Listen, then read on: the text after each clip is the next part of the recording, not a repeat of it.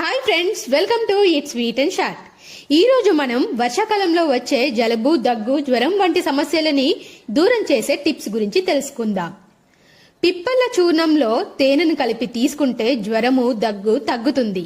అదేవిధంగా వేడి వేడి పాలల్లో మిరియాల పొడి వేసుకుని తాగితే గొంతు సమస్యలు, దగ్గు వంటివి దూరం అవుతాయి. తులసి రసం ఎక్కువగా తాగుతుంటే జలుబు వెంటనే తగ్గిపోతుంది. ఇలాంటి మరిన్ని యూస్ఫుల్ టిప్స్ కోసం మా ఛానల్ ని సబ్స్క్రైబ్ చేయండి. Thank you for watching.